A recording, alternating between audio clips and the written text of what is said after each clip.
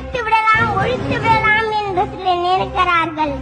அவர்களுக்கும் சொல்லிக் கொள்கிறேன், திமுக ஒரு பணங்காட்டு நரி, எந்த சலசலப்புக்கும் அஞ்சாது. என் போன்ற கடைமட்ட